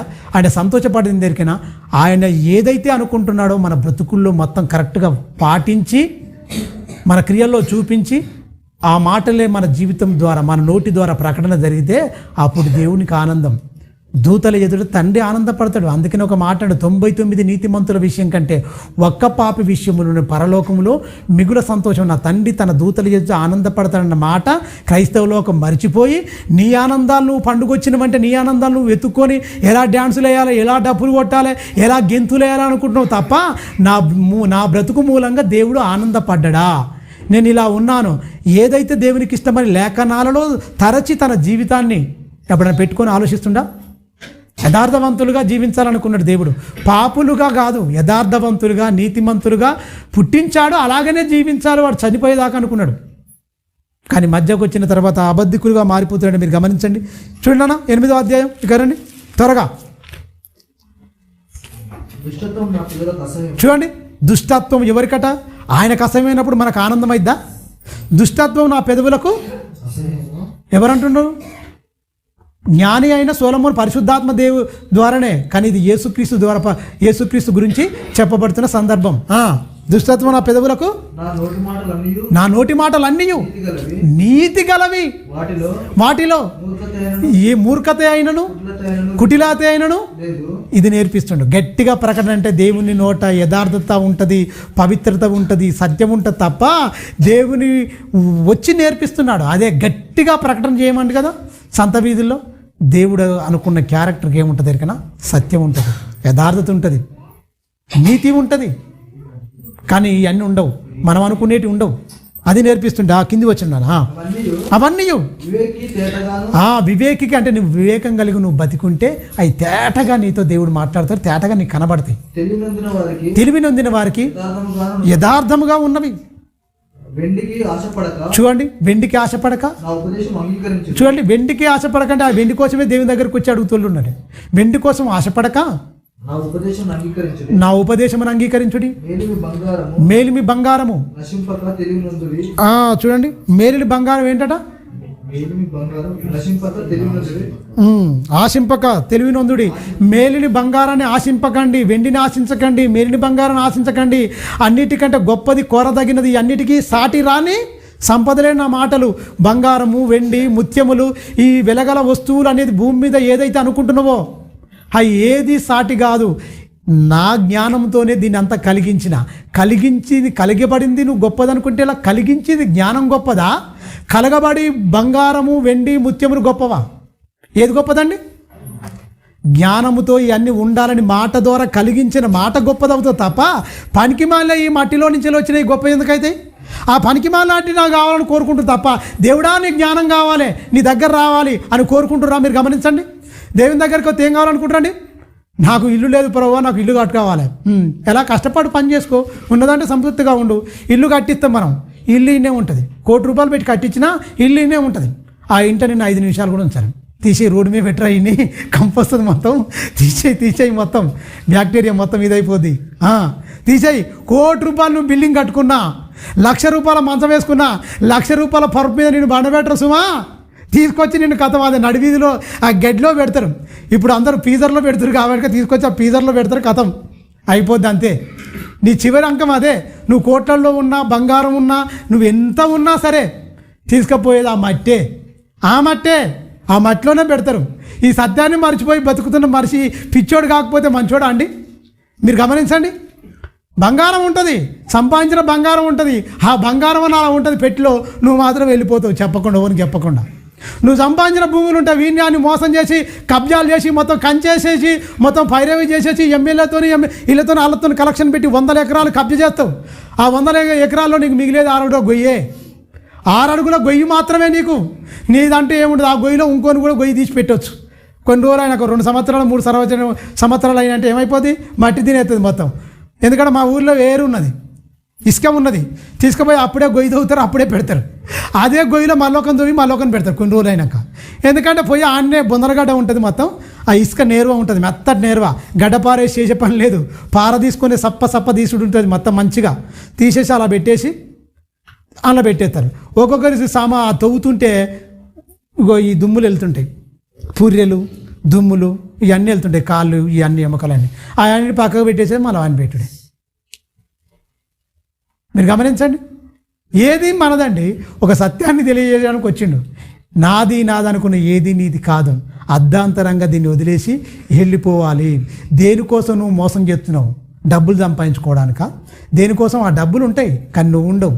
ఈ డబ్బుల కోసం నువ్వు ఆశపడితే నీ బ్రతుకు బుగ్గిపాలైపోద్ది. ఎందుకంటే ఈ లోకాన్ని నువ్వు ఆశించిన, డబ్బులను ఆశించిన, ఒకరిని మోసం చేసినా, ఒకరిని దగా చేసినా నీ జీవితానికి మిగిలేది ఏం దొరికినా నిత్యము కన్నీళ్ళే. ఎక్కడ? ఏడుపుడు పన్ను కొరకడు. ఎక్కడ? నరకానికి. ఐదేలేక మనుషులు దోసుకునే తత్వం ఉన్నది. అందుకని ఆజ్ఞలో చెప్తాడు, నీ పొరుగువాన్ని ఏది ఆశింపొద్దు అన్నాడు. ఈ పొరుగువాన్ని ఇది ఏది ఆశింపొద్దు. ఎద్దునైనను, గాడిదనైనను, దాసినైనను అసలు ఏది ఆశింపొద్దని ఎందుకు చెప్పిండు? ప్రారంభంలోనే ఇశ్రాయేలుకు ఆజ్ఞలుగా ఇస్తాడప్పుడు. నీతిగల జనాంగంగా మీరు ఉండాలి, ఒకరిది ఒకరు ఏది ఆశింపకుండాలి, ఉన్న దాంట్లో సంతృప్తిగా ఉండాలని ఆజ్ఞల్లోనే కట్టడలు ప్రారంభ దినాలలోనే ఆ ఏర్పరచుకున్న ఇజ్రాయేల్ జనాంగానికి కట్టడలను విధులను బోధించి చెప్తున్నాడంటే ఏంటి? వాళ్ళందరూ బోధించుకుంటూ పిల్ల తరాలకు చెప్పుకుంటూ రావాలని దేవుడు ఆశపడ్డాడు. ఈ దుర్మార్గులు ఏమైనా చెప్పిరా? న్యాయపత్ర గ్రంథం 2వ అధ్యాయం 10వ వచనానికి వచ్చేవరకు ఈ దుర్మార్గులందరూ యెహోవానైనను యెహోవా ధర్మశాస్త్రమునైనను ఎరగని తరం ఒకటి పుట్టెను. ఈ దౌర్భాగ్యులు పుట్టిరు మొత్తం. ఎందుకంటే వాళ్ళు చెప్పలే. కూర్చున్నప్పుడు, లేచినప్పుడు, పండుకున్నప్పుడు, తోపు నడిచేటప్పుడు నా ఆజ్ఞలు, నా కట్టడలు, నాకు విధులు బోధించని మోషే గారు చచ్చిపోతే 30 రోజులు ఏడ్చిరు ఈ దౌర్భాగ్యులు. ప్రేమ ఉన్నది మనిషి మీద, దేవుని మీద. ఆయన చచ్చిపోతే ఏడవాలని కోరుకోలే, ఆ ఆజ్ఞలు పాటించండి ఆయన అని ఏడ్చిండు. ఆయన బతుకున్నంతసేపు ఏడిపించిరు మోషేను, ఆనంద పెట్టిరా. మోషేను ఏం చేసిరండి? ఏడిపించిరు, ఆనంద పెట్టిరా, ఏడిపించిరు. ఆయన ఏడిపోయింది ఏంట్రా దేవుడు ఇంతగానం చేస్తున్నా, మీ కళ్ళెత్తట ఇన్ని చేశాడు, ఎర్ర సముద్రాన్ని పాయలు చేశాడు, మారాను మధురంగా మార్చేశాడు, మొత్తం బండ నుంచి ఉప్పుకాన్ని తెప్పించాడు, ఆకాశం నుంచి మన్నాను కురిపించాడు, మాంసం కావాలంటే పూరేలను తెప్పించాడు. ఇన్ని చేసినా ఇంత భ్రష్టులు అయిపోతుంది మీరు అసలు దేవుని గురించి బతుకని. ఆయన ఏడుపు వేరే. మనిషి మీద ప్రేమ పెంచుకొని దేవుని మీద ప్రేమ తుంచుకొని ఈ దౌర్భాగ్యులు 30 రోజులు ఏడిచిర్రు, సలిపిర్రు మోసే కొరకు. ఎందుకు? ఆయన మీద ఉన్న ప్రేమను ఒలకపోసారు. దొంగ ప్రేమ. ఏం ప్రేమ? మీరు గమనించండి, అది చదివేటప్పుడు నాకు అదే అనిపిస్తుంది. ఆయన చెప్పిన మాటలు ఉన్నప్పుడు బతుకున్నప్పుడు ఏపుక తినేసి సచ్చినాక ఏడితే ఏం ప్రయోజనం అండి? బతుకున్నప్పుడు అందుకనే అంటారు ఓ సామెత చెప్తారు, మన ఉన్నప్పుడు మంచినీళ్ళు పోయినోడు సచ్చినాక సమాధి కట్టిస్తాడు, దౌర్భాగ్యుర్రా వీడంటారు. అంతేనా కదా? ఏదున్నా బ్రతుకున్నప్పుడే చూడాలి. బ్రతికిలేనాక చచ్చిపోయిన తర్వాత పిండ కూడా ఇంత పెడతారు తీసుకుపోయి, అమ్మ ఇది తింటుంది, అమ్మ అది తింటుంది. ఏం తింటారు? బూరెలు తింటారు, గారెలు తింటారు, అన్నీ చేసుకుపోయి ఆడ పెడితే కాకులు కుక్కల పాలే తప్ప ఈ బతుకున్నప్పుడు ఏం చేయనప్పుడు చచ్చినాక ఈ దౌర్భాగ్యాలను చూస్తుంటే పిచ్చెక్కిపోతే అసలు ఏంటి వీళ్ళు ఏమైనా చేస్తున్నది ఏమన్నా ఇదేముందా? మీరు గమనించండి. అందరూ గుసగుసలు ఆడుతూనే ఉంటారు వెనకంగా, అమ్మో ఈమెం పెట్టలే ఇప్పుడు చూడు గిన్ని పెట్టింది అని వీళ్ళు అనుకుంటూనే ఉంటారు వెనకంగా, ఇవన్నీ పెడుతురు మొత్తం అని. ఎవరి నోరు మూస్తావు, ఎవరిని దాస్తావు. వెనుకున్న వాళ్ళు ఏమంటారు? వీళ్ళు ఏం పెట్టదు ఇప్పుడు తెచ్చి మొత్తం ఇవన్నీ పెట్టిరు, పైన బిస్కెట్ తింటారు, బిస్కెట్ తింటారు. ఆకున్న కోరికలను ఎప్పుడు తీరాలి? ఆత్మ దేహంలో ఉన్నప్పుడు తీరిస్తే అది ఆనందం. తింటుంది హాయిగా తృప్తిగా తింటుంది, చచ్చిపోతుంది. యాఫో గాంక నాకు మాంసం తినాలి, ఇసాక్ గాంక నాకు మాంసం తినాలి బిడ్డ, పో తీసుకురాపో, మంచి భోజనంలో తీసుకురాపో, కొట్టి తీసుకురాపో, దీవెనలను నీకు ఇచ్చేస్తా అన్నట్టుగా చివరి కోరిక ఉంటుంది మనిషికి, ఏదో తినాలి, మంచిగా ఇది ఉండాలని.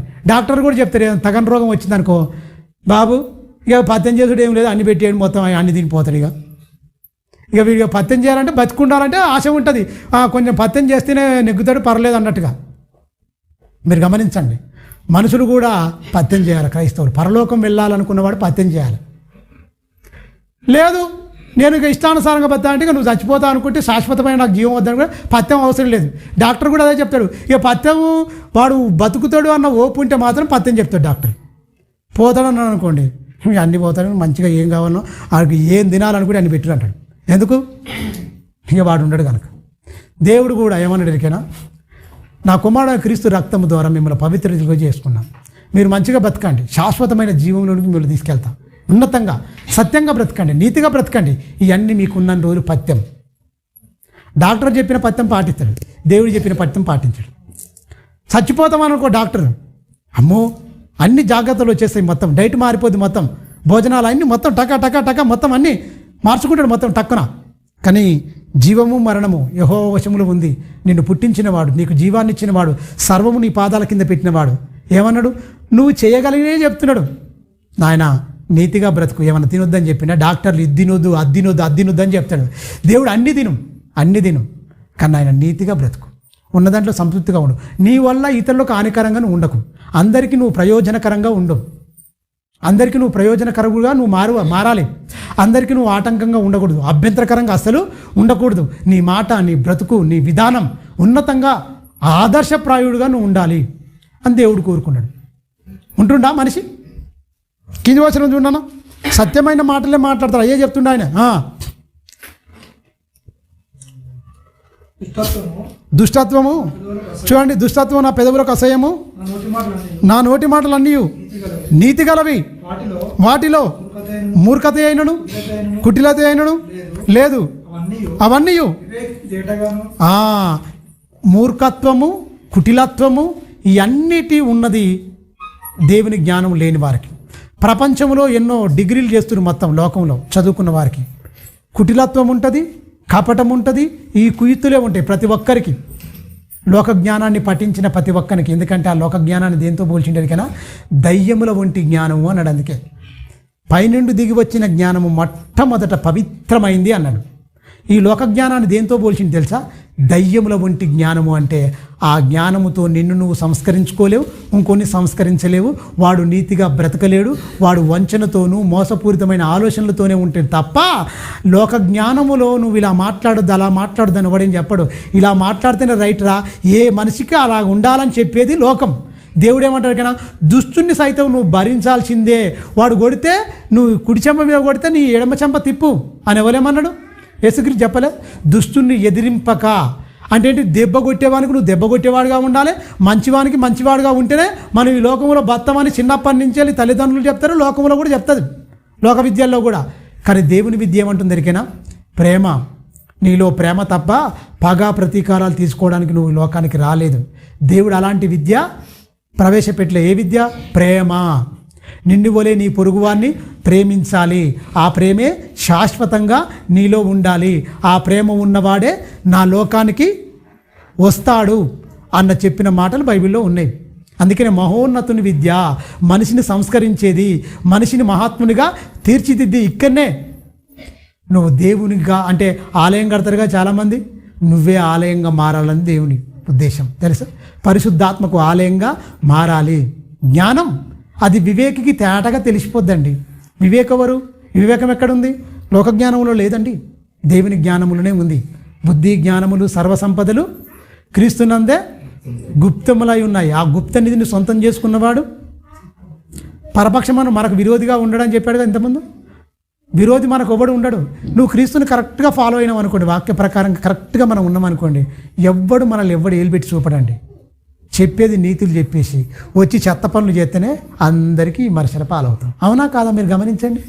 క్రైస్తవ్యం మొత్తం నానాటికి దిగజారిపోతుంది అంటే అర్థం ఏంటి? ఆయన చెప్పిన మాటల ప్రకారంగా క్రైస్తవుడు బ్రతకక, వాక్య ప్రకారంగా బ్రతకక, ఇది మొత్తం బైబిల్లో ఉన్న ఖ్యాతిని, ఔన్నత్యాన్ని, గొప్పతనాన్ని తగ్గించేది ఎవర్రా అంటే నమ్ముకున్న క్రైస్తవుడే. డాన్సులో తినని డాన్సులు వేస్తా అంటాడు. అపహాసులు చేయొద్దు అంటే అపహాసం చేస్తారు, ఏలన చేస్తారు. మాట్లాడు కూడా మంచిగా మాట్లాడలేరు. పరాశకాలు ఎందుకండి? మాట్లాడుకుంటారు. అయ్యే మీరు గమనించండి. కింది వచ్చిన నాన్న కింది వచ్చిన చూడండి. వెండికి ఆశపడక, చూడండి, వెండికి ఆశపడక నా ఉపదేశము అన్నిటి కలిగించిందని మర్చిపోవద్దు మీరు. సమస్తము కలిగించింది యేసుక్రీస్తు అండి. ఎండిని ఆశపడక నా ఉపదేశమును అంగీకరించుము. మేలిని బంగారము ఆశింపక తెలివి నొందుడి. మేలిమిని బంగారమును కలిగించింది నా మాట. తెలివి నొందాలి మీరు, అది గమనించాలని చెప్తున్నా. జ్ఞానము ముత్యము చాలా గొప్పది. ఆల్షిపాలో ఉంటాయి ముత్యములు, సముద్రములో అక్కడ నివసించేటి అవి మొత్తం అక్కడి నుంచి తెస్తారు ముత్యాలు. శ్రేష్టమైనవి ముత్యాలు. మీరు గమనించండి. ఐటి కంటే చాలా శ్రేష్టమైనవి అని చెప్తున్నా. విలువగల భూమి మీద నువ్వు విలువ అనుకున్న సొత్తు లేదియు ఏదాంతో జ్ఞానముతో సాటి కావు. దీన్ని బట్టి మనం ఏం తెలుసుకోవాలండి? దేవుని మాట ప్రపంచాలను కలగజేసింది. దేవుని మాట కంటే లోకంలో ఏది గొప్పది కాదని తెలుసుకొని ఈ మాటలు మన గుండెల నుండి నింపుకొని మన చివరి పర్యంతం వరకు బ్రతికినోడు గొప్పోడు తప్ప కార్లున్నోడు గొప్పోడు, ఇల్లున్నోడు గొప్పోడు, సూటున్నోడు గొప్పోడు, ఈ చెత్త అని మాట్లాడతారు. చెత్త మాటలండి. దేవుడు ఏం చెప్తుండండి? ఈ ఏది రాదు, సాటి రానే రాదని తేలిక తీసి పక్కకు పడేసింది దేవుడు. ఇలువగల సొత్తులు ఏదియు దానికి సాటి రావన్నాడు. దేనికి ఇలువిస్తారండి? వాక్యం కలిగి వాక్య ప్రకారంగా బతకమంటే ఎర్రోని లెక్క చూస్తారు. వాక్య ప్రకారంగా బతికి వీడికి మొత్తం బొత్తిగా వీడు బతకలేనివాడు ఏంట్రా బాబు అన్నట్టుగా చూస్తారు. మొత్తం ఎలా ఉండాలి? డాంబికులుగా ఉంటే పరలోకం వెళ్తామా? డాంబికులు ఆయన సన్నిధిలో నిలవరారని బైబిల్ చెప్తుంది. మేము డాంబికులుగా మారిపోతామని తెలియకుండానే డాంబికులుగా మారిపోతారు. తెలుసా? తెలియకుండానే ధనవంతులుగా మారిపోతారు. తెలియకుండానే వాక్యం చదువుతారు, చెప్తారు. ఎందుకంటే యూదులుగా ఇంకా తెలియకనే లేఖనాలను నెరవేర్చినట్టు ప్రవచనాలను వీళ్ళు కూడా మొత్తం తెలియకుండానే ఇవన్నీ చేసుకుంటూ పోయి దేవుడిచ్చిన బ్లెస్సింగ్ అంటారు. దేవుడున్న లోకానికి వెళ్ళకుండా మాత్రం దుష్టుడున్న లోకానికి వెళ్ళిపోతాడు. యేసుక్రీస్తు క్లియర్గా చెప్పిండు, ధనవంతుడు దేవుని రాజ్యంలో ప్రవేశించాడు. వంట సూది బెజ్జంలో దూరుట సులభం, కానీ ధనవంతుడు దేవుని రాజ్యంలో దుర్లభము, అసంభవం.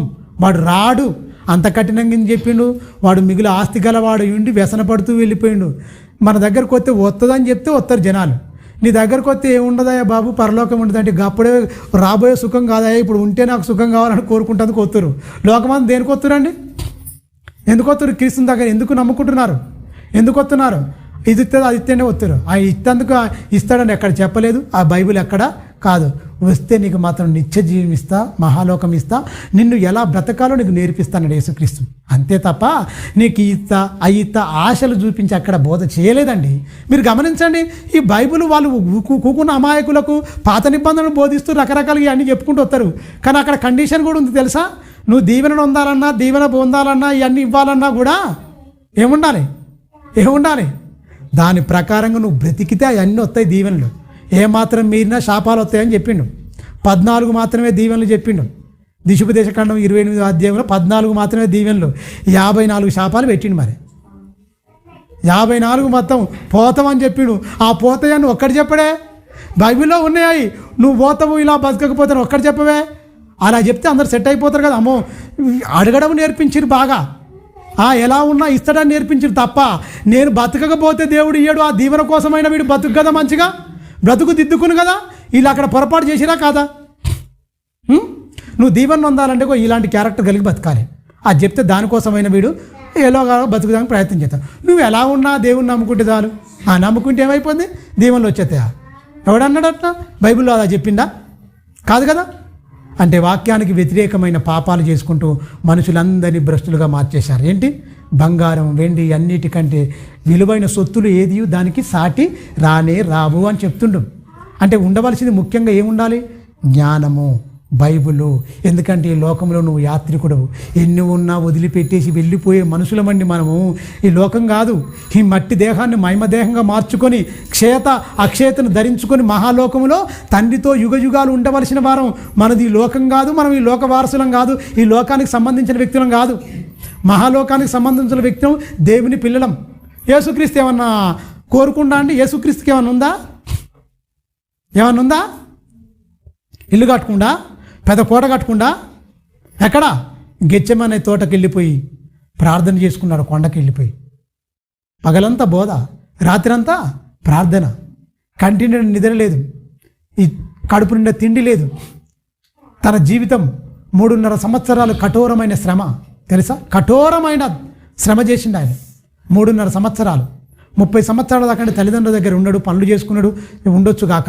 కానీ 3.5 సంవత్సరాలు ఆయన కాలుకు ఏంటి ఎక్కడ ఆపకుండా అనేకమైన ప్రాంతాలు కాలినడకతో తిప్పి అందరి మానవుల స్థితిగతులన్నిటి చూసి రోగులైపోతుంటే వాళ్ళందరూ తీరని రోగాలతో విపరీతమైన బాధతో వెళ్ళిపోతుంటే అందరికీ చూపిస్తూ చేసిన ముట్టుకుంటే చాలనుకుంటుంది ఒక రక్తసావర స్త్రీ. ఇలా నేను ముట్టుకుంటే చాలు బాగైపోతా అనుకొని చెంగు ముట్టుకున్న వెంటనే అయిపోద్ది. ఒక ఎదవరాలు కుమారుడు చచ్చిపోతే దిక్కులు దీవాన లేదు వాళ్ళకి పాపం. ఆ ఒక్కటే కొడుకు, భర్త చచ్చిపోయాడు, కొడుకుని పాడెత్తుకొని పోతారు. ఎమ్మడే పాట ముట్టంగానే ఏమైపోయాడు? లేచుకోకుండా. అంతేనా? అనేకులకు. ఎందుకంటే నేనే దేవుని మధ్యన ఉంటున్నా, నాలాగా బ్రతికితే మీరు కూడా నాకంటే గొప్ప క్రియలు చేస్తారన్న మాటను పట్టుకొని బతుకోమ చెత్తగా ఉంటే చేసేది గొప్పగా క్రియలు అంటారు. ఆ క్రియల్లో దుష్టుడు దూరిండు. పవిత్రమైన క్రియలు ఏంటి? అపవిత్రపరిచేసింది తెలుసా? వీడికి క్యారెక్టర్ బాగుండదు, అన్నీ నేను చేస్తున్నా అంటాడు. కానీ అన్నీ దేవుడు చేసేటి కాదు. మోసం చేసే శక్తి కూడా దుష్టుడు కూడా కొన్ని చేస్తాయని బైబిల్లో ఉంది, తెలుసా? బైబిల్లో ఉంది. బైబిల్ను సరిగా అర్థం చేసుకోలేక, దేవుని మనసును అవగాహన సరిగా చేసుకోలేక ఇష్టానుసారంగా వీళ్ళు ప్రవర్తించడం వల్ల దేవుని జ్ఞానం దూషింపబడుతుంది. కింది వచ్చిన చూడను, సాటి అయిన వస్తువులు ఏది కోరదగినవి కాదు, సాటి కావని చెప్తున్నా. జ్ఞానమను నేను, చూడండి, జ్ఞానమను నేను చాతుర్యమును. అబ్బా చూడండి, ఎవరట? ఏసే ఆయనేనట. జ్ఞానముని నేను, చాతుర్యమును నేను నివాసము చేసుకొని ఉన్నాను. చూడండి, సదుపాయములన్నీ తెలుసుకునుట. సదుపాయములు అంటే ఏంటండి? సదుపాయములు అంటే ఏంటండి? అన్ని పనులు ఇంట్లో ఉన్నాయి సదుపాయంగా. ఒక ఇంట్లో నివసించాలంటే ఏముండాలి? ఉండడానికి నివసించే అన్ని సదుపాయాలు ఉన్నాయండి. అన్ని సదుపాయాలు ఉన్నాయా అంటారు. అన్ని సదుపాయాలు ఉన్నాయా? నువ్వు వెళ్ళి కాడ, నువ్వు ఉంటున్న ఇంటికాడ నీళ్ళ సదుపాయం ఉందా? కరెంటు, రోడ్లు, అన్ని మంచి సదుపాయాలు ఉన్నాయా అంటారు. సదుపాయాలు తెలుసుకునుట ఆయన పని. ఈ అన్ని సదుపాయాలు కలగజేశాడు భూమి మీద. కలిగి ఉన్నది ఏది ఆయన లేకుండా కలగలేదు. సకలము సదుపాయాలు భూమి మీద ఏర్పాటు చేసిండు. వెండి రావాలన్నా భూమిలో నుంచిలే, డైమండ్స్ రావాలన్నా భూమిలో నుంచిలే, బంగారం రావాలన్నా భూమిలో నుంచి, రాగి రావాలన్నా భూమిలో నుంచిలే, బొగ్గు రావాలన్నా, ఇనుప కణజాలు రావాలన్నా, ఇవన్నీ ఎవరి కోసం? మనిషికి సదుపాయాలు కావాలి. వాడు వచ్చిండు భూమి మీదకి. నా స్వరూపం నా పోలిక. వానికి ఇనుము కావాలి, బిల్డింగులు కట్టుకోవాలి, కార్లలో తిరగాలి, బస్సులలో తిరగాలి, విమానాల్లో ఎగరాలి. ప్రతిదీ సదుపాయాలు, సకల సదుపాయాలతో భూమిని నిర్మించి ఇస్తే తవ్వుకోవడం తెలుసుకున్న తప్ప, దాచుకోవడం తెలుసుకున్న తప్ప ఇన్ని సదుపాయాలు ఇచ్చిన దేవా నీకు సూత్రం ఆయనకి బతికినోడవాడండి. బతుకుతురా? అసలు ఇచ్చిన దేవుణ్ణి మర్చిపోయి బతుకురా? ఇచ్చిన దేవుణ్ణి మర్చిపోయి బ్రతుకుతూ భూమిని తవ్వుకుంటూ, భూగర్భాలను తవ్వుకుంటూ, పరిశోధించుకుంటూ మొత్తం అన్నిటినీ పెట్రోల్ తీస్తురు, గ్యాస్ తీస్తురు. ఎంత అండి సదుపాయాలు. కట్టెల పొయ్యి పెట్టి ఉఫ్ఫు అని ఊస్తే కళ్ళల్లో బూడిదిపడి పొగొచ్చి కళ్ళు మండి ఇలా ఉండి ఎంత బాధపడేటప్పుడు. ఓ 30 ఏళ్ళ క్రితం వెళ్ళిపోతే ఊదురుకోవటం ఇంత పొడుగుండే, ఇంత బట్టి ఫూ ఫూ అని ఊదుకుంటూ ఉండేది. ఆ నెత్తంతా బూడిదంతా వచ్చి నెత్తి మీద పారేది. నల్లని నెత్తి మీద తెల్లగా ఉండేది. ఇది ఎందుకు బూడిది పారేది, మొత్తం ముఖమంతా మసి పారేది. ఆ ఊది మొత్తం కళ్ళని నెరగాది ఓడు కొట్టినట్టు ఏడ్చేది. ఎందుకు అంత స్థితిలో నుంచి వెళ్ళి సదుపాయాలు మనకు కావాలని గ్యాస్ ఎవరు పెట్టిరండి గ్యాసు. కాలినడకతో నా పిల్లలు ఎంతగానో తిరుగుతారు అని పెట్రోల్ ఎవరు పెట్టిరండి పెట్రోల్ ఎవరు పెట్టారు? దేవుడు పెట్టలేదా? గ్యాసు ఏం కళ్ళన్నీ ఇదైపోతున్న పిల్లలకు సదుపాయాలు, సకల సదుపాయాలు నీకు కావాలని, నాకు కావాలని పరలోకమందున్న తండ్రి అభిష్టం మేరకు యేసుక్రీస్తు ద్వారా సమస్తము ఏం చేసిండు? కలగజేశాడు. కలిగించిన వ్యక్తి అండి శిల్పకారుడు ప్రపంచాలను కలగజేసిన. ఈయనకు పుట్టినరోజు ఏంటి, దేవునికి పుట్టినరోజు ఏంటి రా మూర్ఖుడు అని చెప్పొద్దు. ఈయన ఈ రోజే పుట్టిండు, ఆ రోజు ఈయన పుట్టుక గురించి చెప్పలేదండి, బైబిల్ రికార్డ్ చేయలేదు. అసలు పుట్టినరోజు కాదు, బ్రతికిన విధానం. చనిపోయిండు ఆయనే సర్వమానవాళికి రక్షణ ఇవ్వడానికి. తెలుసా? దేవునికి పుట్టినరోజు ఏంటండి? ఈ లోకానికి వచ్చిండు, ఈ లోకానికి అది కాదు తెలియాల్సింది. అందరు పుడుతురు, అందరు పోతురు.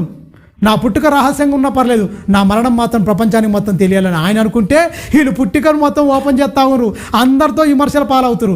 నేను డేట్ చెప్తాను, ఎక్కడికి చెప్తావయ్యా? అందులో లేదు, ఆయన చెప్పలే, రికార్డ్ చేయలే, ఆయన చెప్పలేదు.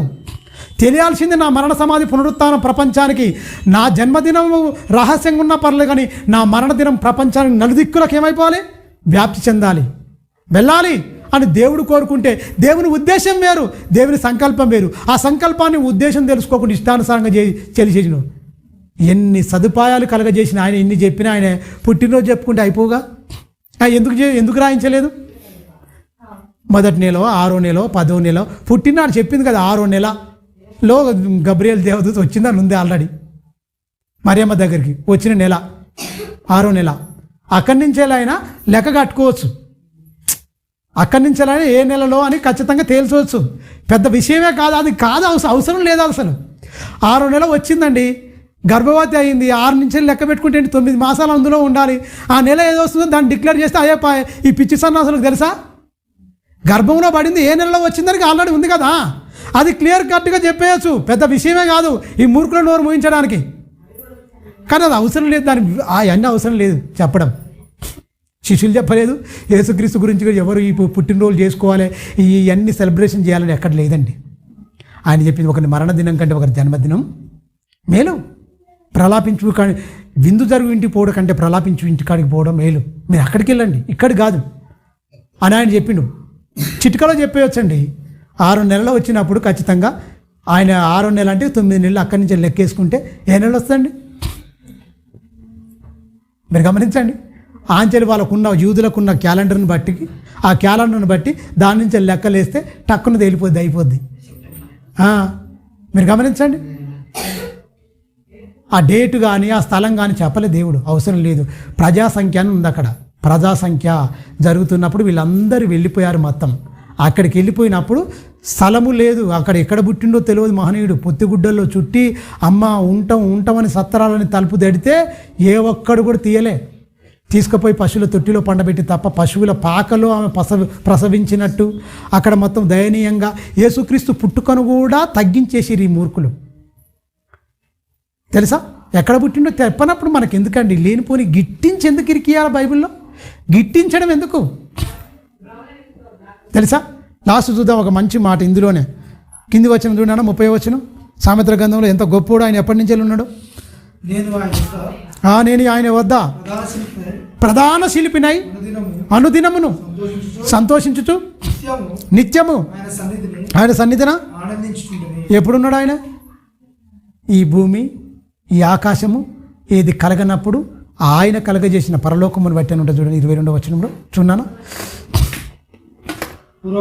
పూర్వకాలమందు సృష్టి ఆరంభమున తన కార్యములలో ప్రధానమైన దానిగా యెహోవా నన్ను కలగజేసిన.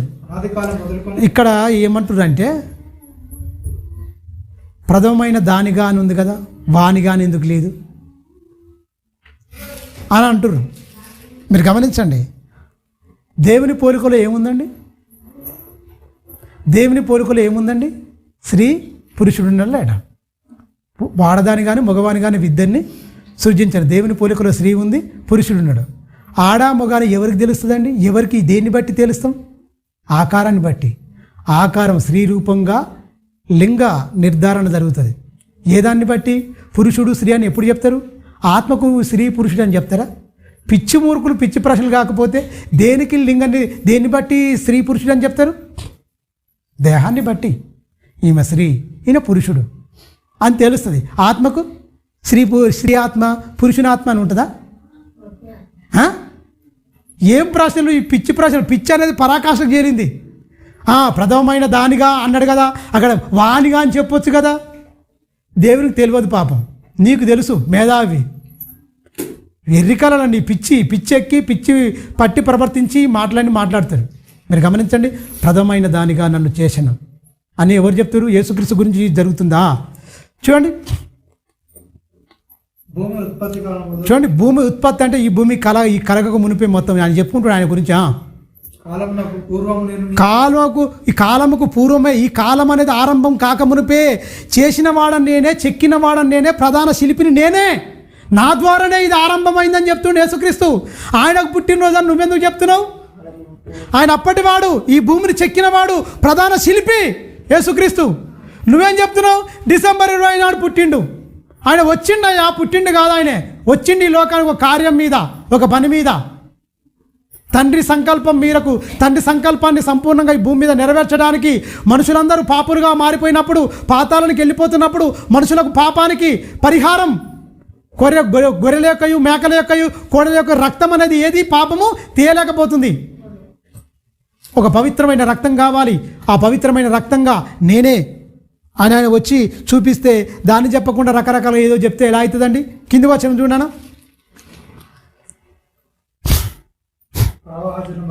ప్రవాహ జలములు లేనప్పుడును, నీళ్ళతో నిండిన ఊటలు లేనప్పుడును నేను పుట్టి తిని.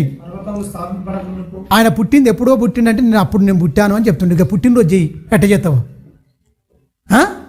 ఈ సృష్టి పుట్టి ఎన్ని రోజులు అంటారు అంటే సుమారు 1500 కోట్లకు పైనే అంటారు. ఈ సృష్టి మొత్తం పుట్టి చెక్కిన వాడినే శిల్పిని నేను అంటుండు. ఆయనకెక్కడ పుట్టినరోజు? ఆయనకెక్కడ పుట్టినరోజు? మీరు గమనించండి. ఆయనకి నేను పుట్టి తిని ఈ భూమియు ప్రవాహ జలములు లేనప్పుడు, భూమి రవంతయు సృష్టింపబడక మునుపు, ఈ మైదానములు లేక మునిపే నేను పుట్టాను. ఎక్కడ? పరలోకములో. నువ్వెక్కడ? ఇక్కడ అన్ను అంటుంటివి. ఇలాగ ఖచ్చితంగా మణిమెత్తేవారు దుర్మార్గులు దుష్టులు వస్తారు. దుష్టునికి జతపని వారిగా, నా పోలికగా, నా స్వరూపంగా ఉన్న వివేకము లేని మూర్ఖులు చాలామంది ఉంటారు. నన్ను ప్రశ్నిస్తారని దేవునికి తెలియదా? తెలుసు కనుకనే ఖచ్చితంగా ఈ గ్రంథంలో ఈ మాటలు రాయించాడు. ఎప్పుడు పుట్టాను తెలుసా? ఈ భూమి ఇదంతయు కనబడుతున్న ఈ అనంతమైన నువ్వు అనుభవిస్తున్న సృష్టి అనేకమైన సదుపాయాలు నీకు ఇచ్చాను. ఆ సదుపాయాలు అనుభవిస్తూ కలగజేసి నన్నే ఎక్కడ ఉన్నాడని ప్రశ్నించే నీకు బుద్ధి కలుగుటకు ఈ మాటలు చెప్తున్నాను, నేర్చుకో అని చెప్తున్నాడు ఇక్కడ. కింది వచనం, కొండలు పుట్టక మునుపు కనబడుతున్న కొండలు ఉన్నాయి కదా, ఆ కొండల నుంచేలే గ్రానైట్, అక్కడి నుంచేలే కంకర, అక్కడి నుంచేలే మొత్తం వస్తుంది, పౌడర్ వస్తుంది, అక్కడి నుంచేలే మొత్తం ఇవన్నీ సంబంధించి రా మెటీరియల్ అంతా వస్తుంది మొత్తం. భూమిని దాని మైదానములను ఆయన చేయమునుపు నేలమట్టియు రవ్వంత, చిన్న రవ్వంత సృష్టింపబడక మునుపు 2 సార్లు వచ్చింది. ఇప్పటికి 2 సార్లు చెప్పుకుని నేను పుట్టి తినని 2 సార్లు చెప్పిండు. మీరు గమనించండి. నేను పుట్టి తినంటే ఏం పండుగ చేస్తావు చెయ్యిగా, దీన్ని బట్టిగా ఏం పండుగ చేస్తావు నువ్వు? యేసుక్రీస్తుకు పుట్టినరోజు బర్త్డే ఎలా చేస్తావు చెప్పు. మరియమ్మ ఎందుకు చేయలే? యోసేపు ఎందుకు చేయలే? వాళ్ళకి తెలియకనా? ఎందుకు చేయలే వాళ్ళకు? ఈయన మహాత్ముడు, ఈయన పుట్టినరోజు చేసేంత గొప్పలం కాదు, మనం కాదు తెలుసా. ఆయనకు కేక్ కట్ చేసుకుని లోకంలో ఉన్నవాడు. ఊదేస్తున్నావు అంటే ఈ దీపాలను ఊదేసి నువ్వు చీకటికి అయిపోతున్నావు అని అర్థం. మీరు గమనించండి. కేకులు నీకు, బట్టలు నీకు, ఆయనకేముంది? ఆయనకేమైనా ఆనందం ఉందా? నీ జీవితాన్ని బట్టి ఏడుస్తూనే ఉండ. అంజూరపు చెట్టు లెక్కనే అయిపోయినారు. ప్రపంచ క్రైస్తవులు మొత్తం అంజూరపు చెట్టు కంటే దరిద్రంగా తయారయ్యారు. అంజూరపు చెట్టు నుంచి పండ్లు వెతుకొచ్చాను 3 ఏళ్ళ నుంచి వెళ్ళాను. 30 ఏళ్ళైనా వీడు మారట్లేదు, 40 ఏళ్ళైనా మారట్లేదు, స్వచ్ఛందకాలం మారట్లేదు. టైం ఇస్తుండు, అవకాశం ఇస్తుండు. మొత్తం అంజూరపు చెట్టు ఉపమానం కరెక్ట్ సెట్ అవుతుంది ఈనాటి క్రైస్తవ ప్రపంచానికి. ఈ సంవత్సరం ఫలితం చూద్దాం అనుకుంటాం, లేదు. మరొక సంవత్సరం లేదు, మరొక సంవత్సరం పండుగలు వెళ్ళిపోతున్నాయి, బట్టలు మారుతున్నాయి తప్ప బతుకు మారట్లేదు. ఆయనకు వేదన బాధే. కింది వచ్చిన నాన్న. భూమి రవ్వంతా సృష్టింపబడక మునిపే నేను పుట్టి తిని. ఆయన ఆకాశ విశాలమును స్థిరపరిచినప్పుడు మహాజలం మీద మండలమును నిర్ణయించినప్పుడు నేను అక్కడ ఉంటిని. ఆయన చూడండి, ఆయన పైన ఆకాశమును స్థిరపరిచినప్పుడు జలధారలను ఆయన బిగించినప్పుడు జలములో సరిహద్దులు మీరకుండునట్లు ఆయన సముద్రమునకు పొలిమేరను అంటే ఇసుకను పొలిమేరగా సరిహద్దుగా నియమించాడా. ఏర్పరిచినప్పుడు భూమి యొక్క పునాదులను నిర్ణయించినప్పుడు నేను ఆయన యొద్ద అబ్బా ఏమంటుడు, ప్రధాన శిల్పిని శిల్పకారుణ్ణిరా నేను ఎవరిని అనుకుంటారు మీరు? యేసుక్రీస్తు ఎవరు అనుకుంటారు? నిన్నగా వచ్చిండు, మొన్న వచ్చిండు, 2000 సంవత్సరాలు వచ్చిండు, గీని ఎందుకు నమ్ముతారు, గాయని ఎందుకు, పనికి మళ్ళీ ప్రతి చెత్త మాట మాట్లాడుతున్న అనేకులు ఎక్కువైపోయారు. ఏం తెలుసుకున్నావు యేసుక్రీస్తు గురించి? అసలు నీకు ఏం తెలుసు అని మాట్లాడుతున్నావు? మీరు గమనించండి ఒకసారి. ఆయన ప్రధాన శిల్పి. ఈ చెప్పేటోళ్ళు అలాగనే ఉన్నారు. యేసుక్రీస్తుని పరిచయం ఎలా చేస్తారు? డిసెంబర్ 25 కాదు, ఈ భూమికి పుట్టక మునిపే ఉన్నవాడిగా, ఈ సమస్తాన్ని కలిగించిన వాడిగా ఆయన చెప్పాలి, పరిచయం చేయాలి సమాజానికి. అక్కడనే క్రైస్తవ్యం ఫెయిల్యూర్ అయిపోయిందండి. అక్కడనే ఫెయిల్యూర్ అయిపోయింది మొత్తం. ఎందుకు? ఈయన గొప్పగా బతకమని చెప్పింది కదా, ఆ మాటల ప్రకారం వీడు బతకడు. చెప్తే వాడే నువ్వు చెప్పొచ్చు, నువ్వు అవి ఉంటే మనం ఎందుకు బతలేవే ఏమంటాడు? ఎమ్మటే ఆ మాటలు బాగానే ఉన్నాయి కానీ నువ్వు ఎందుకు బతలేవాడు ఎమ్మటే అంటాడు అని ఇజ్జత్ పోద్దని వీడు ఆ మాటలు కప్పెట్టేసి నేను క్రైస్తవునని చెప్పుకుంటాడు తప్ప క్రైస్తవులాగా బతకాడు. అంతేనా కదా? మీరు గమనించండి. ఇలా బతికాడు. నీ బ్రతికే ఉండాలి, ఒక సువార్తగా మారాలి. నీ బ్రతికైనా నా బ్రతికైనా ఒక సువార్తగా ఎవడు ఏలెత్తి చూపించకుండా ఉంటే పరపక్షమందం ఉన్నవాడు మనకి విరోధంగా మాట్లాడతారా అండి? మాట్లాడతారా? వాడు ఎందుకు మాట్లాడతాడు? ఎక్కడైనా బతకకపోతే వాడు మాట్లాడతాడు. మాట్లాడడానికి దేవుడే వాడిని రేపుతాడు, మనల్ని సరి చేయడానికి. మనం వద్దనుకోవద్దు. వాడిని రేపిండు అనుకో, దేవుడు వాని వల్ల నాకు నేర్పిస్తుండు, నా సహనాన్ని నా ఓపికను పరీక్షిస్తుండు, నేను తట్టుకొని ఖచ్చితంగా నిలబడతా, నీ సాక్షిగా నేను జీవిస్తా అని తీర్మానం తీసుకొని ముందుకెళ్ళాలి. ఎప్పుడు పుట్టాడు యేసుక్రీస్తు? ఎప్పుడని పుట్టాడు? ఎప్పుడు పుట్టాడు? ఇదంతా కలగక మునిపే ప్రధాన శిల్పిగా, మహా గొప్ప వ్యక్తిగా ఎక్కడ ఉన్నాడు? పరలోకంలో ఉన్నాడు. పరలోకంలో ఉన్నవాడు ఈ లోకానికి ఒక పని నిమిత్తం వచ్చాడు. ఆ వచ్చాడు కూడా ఒక మాట ఉండి చూసుకొని ముగించుకుందాం. తిమోతికి రాసిన పత్రిక, మొదటి పత్రిక, 1వ అధ్యాయము 15వ వచనం చూద్దాం.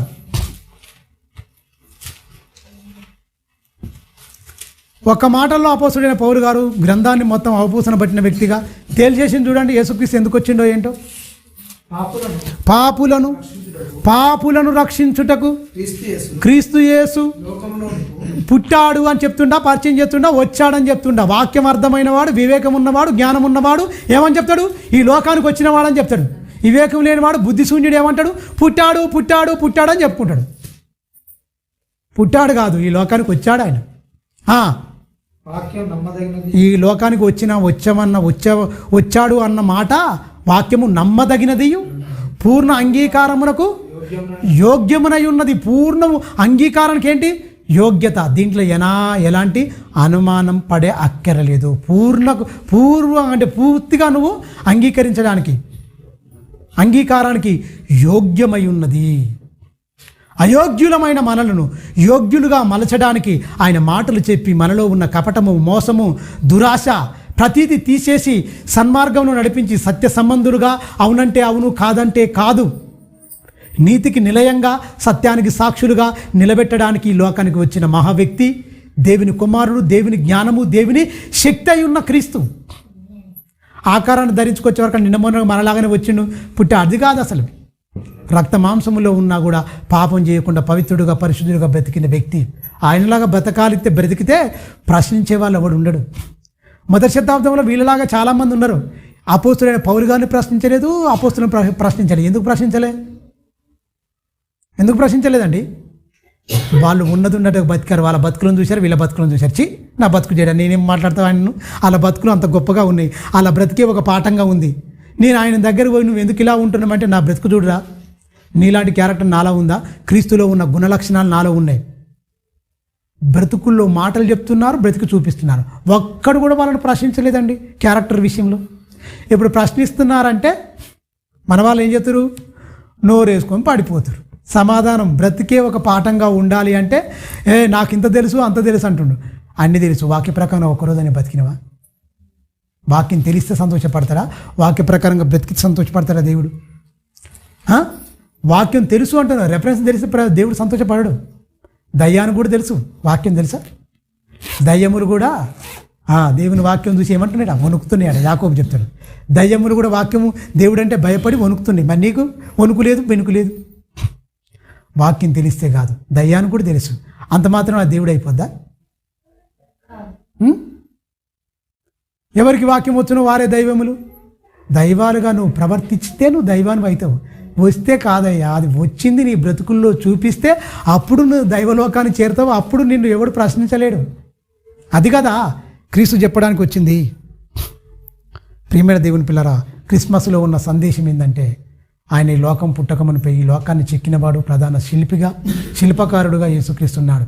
ఆయన ఒక కార్యం నిమిత్తం వచ్చాడు. మనుషుల పాపాలను తీసేయడానికి, దేవునితో ఉన్న బంధాన్ని తెంచుకొని పోయి అందరి ఇష్టానుసారంగా బతుకుతుంటే మనుషులకు దేవునికి నరులకు మధ్యవర్తిగా ఒక నరరూపిగా ఈ లోకానికి వచ్చి మనుషులందరినీ సమాధానపరచడానికి కలవరి శిలువలో నీకు నాకు బదులుగా ఆయనే ప్రాణం పెట్టి మనలందరినీ కొని దేవుని సొత్తుగా మార్చి తనలాగా బ్రతకాలని, తనలాగా జీవించాలని, ఆయన ఉన్న పరమునకు మనమందరం చేరాలని ఈ 66 పుస్తకాలు మనకు గ్రంథస్థం చేసి ఇచ్చాడు. ఇందులో ఉన్నాయి అందులో ఉండిపోవడం కాదు, ఇందులోనికి రావడానికి చెప్పాడు. ఆ మాటలన్నీ కలిగి బతికిన వారే క్రైస్తవులు. అప్పుడే అసలు సిసలైన ప్రతిరోజు నీకు పండుగ. ఒకరోజు సంవత్సరంలో ఒకరోజు కాదు, ప్రతిదినం నీకు ఆనందమే ఉంటుంది. యెహోవా ధర్మశాస్త్రమందు దీవారాత్రములు ధ్యానించినవాడు, ఆనందంతో దీవారాత్రులు ధ్యానించినవాడు ధన్యుడు. ఫస్ట్ ఆనందం ఉండాలి, తర్వాతనే ధ్యానించాలి. ఆనందం లేకుంటుంటే ధ్యానించొద్దు. అందుకనే బైబిల్ ఏముంది? యెహోవా ధర్మశాస్త్రమందు ఆనందంతో దీవారాత్రులు ధ్యానించినవాడు ధన్యుడు. ఒక రోజా 2 రోజా? ప్రభునందు ఆనందించుడి. మరలా చెప్పుచున్నాను, ఆనందించుడి. ఒక రోజా 2 రోజా? యేసుక్రీస్తు రక్షణ పొందుకున్న మనం, పరిశుద్ధాత్మను పొందుకున్న మనం ఈ మట్టి దేహం మట్టికి అప్పగించేంత వరకు నీలో ఆనందమే ఉండాలి, సంతోషం ఉండాలి, సమాధానమే ఉండాలి. దేవుడు చెప్పిన మాటల ప్రకారం మన జీవితాలను కట్టుకోవాలి. అది ఆయన వచ్చిన రాకట్లో ఉన్న పరమార్థం. తలలుంచుకోండి, ప్రార్థించుకుందాం. పరలోకమందున మా కన్న తండ్రి, నీ ఘనమైన శ్రేష్టమైన నామానికి కృతజ్ఞతాస్తుతులు స్తోత్రము చెల్లిస్తున్నాను తండ్రి.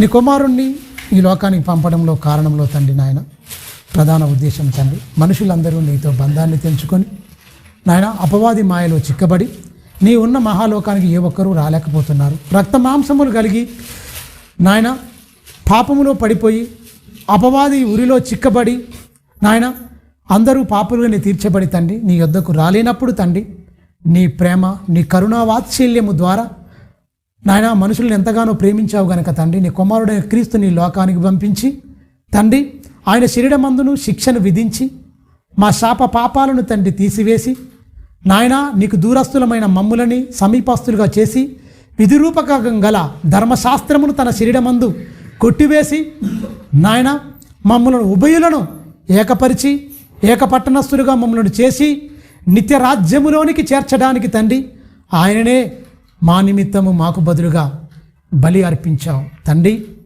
చంపుకున్నావు నాయన తండ్రి. మేమందరం బ్రతకాలని, మేమందరం జీవించాలని. మేము జీవించాలంటే ఆయన చావాలి. ఆయన పుట్టుకలోనే రాకమునిపే ఆయన మరణం ఉంది, ఆయన చావున్నది నాయన. ఆయన పుట్టుక ఉన్నది అంటే ఈ లోకానికి ఎందుకు రావాల్సి వచ్చిందో రాయించారు. ఆయన వచ్చి ఎలా బ్రతకాలో చెప్పారు.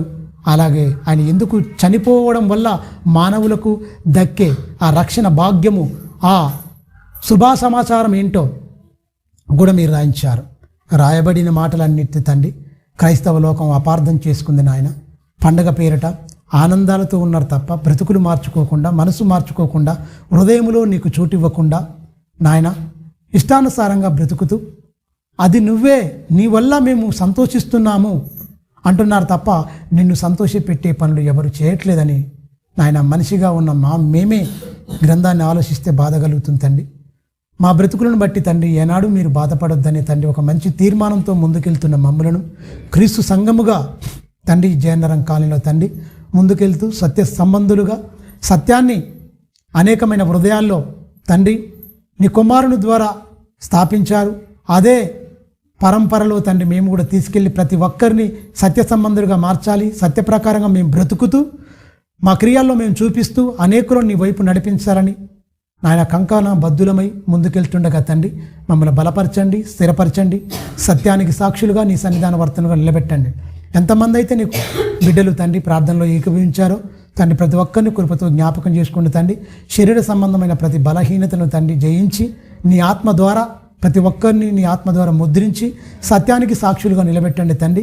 ఏ విషయాల్లో తండ్రి బలహీనులుగా ఉన్నారో తండ్రి ఆ విషయాల్లో ప్రతి బిడ్డకు ప్రతి ఒక్కరికి వారి పక్షమున విజయాన్ని అనుగ్రహించి తండ్రి చక్కగా వారిని వారి కుటుంబాలను తండ్రి నీ వాక్యములో భద్రపరిచి చక్కగా తండ్రి నీ సన్నిధాన వర్తనులుగా నిలబెట్టి నీ సన్నిధి క్రాంతి ప్రకాశింపచేసి తండ్రి ఉన్నతంగా నాయన వాళ్ళ జీవితాలను నాయన నీకు సమర్పించుకొని బ్రతికి అట్టి భాగ్యము అట్టి ధన్యత ప్రతి బిడ్డకు ప్రతి కుటుంబానికి ప్రతి ఒక్కరికి దయచేయమని నిండు మనసుతో వేడుకుంటూ విన్న మాటలు తండ్రి వ్యర్థం కాకుండా ఉన్నట్లు తండ్రి విన్న మాటల ప్రకారంగా మేము కూడా తండ్రి సత్య సంబంధమైన మంచి మాటలు తండ్రి కపటం లేకుండా నాయన కుటిలత్వం లేకుండా తండ్రి యథార్థంగా నాయన సత్యమే మాట్లాడేటట్టుగా తండ్రి మేము ముందుకెళ్ళి అట్టి భాగ్యము అట్టి ధన్యత నీ బిడ్డలమైన మాకందరికీ దయచేయమని నిండు మనసుతో వేడుకుంటూ మహిమ ఘనత ప్రభావములు నీకే ఆరోపిస్తూ నీ కరుణాహస్తాలకు తండ్రి నీ బిడ్డలమైన మమ్ములను మా కుటుంబాలను మా పిల్లలను సమస్తం మా కలిగిన సమస్తాన్ని నీ కరుణాహస్తాలకు అప్పగించుకుంటూ మమ్మల్ని మేము అప్పగించుకుంటూ క్రీస్తునామాని ప్రార్థన అడుగుతున్నాం తండ్రి, ఆమేన్. మన తండ్రి అయిన దేవుని ప్రేమ, కుమారుడైన యేసుక్రీస్తు వారి కృప, పరిశుద్ధాత్మ దేవుని అన్యోన్య సావాసం సదాకాలం మనందరికీ తోడుగా ఉండి సర్వసత్యంలో నడిపించి సత్యమందు ప్రతిష్ఠించునుగాక. ఆమేన్. అందరికీ వందనాలు.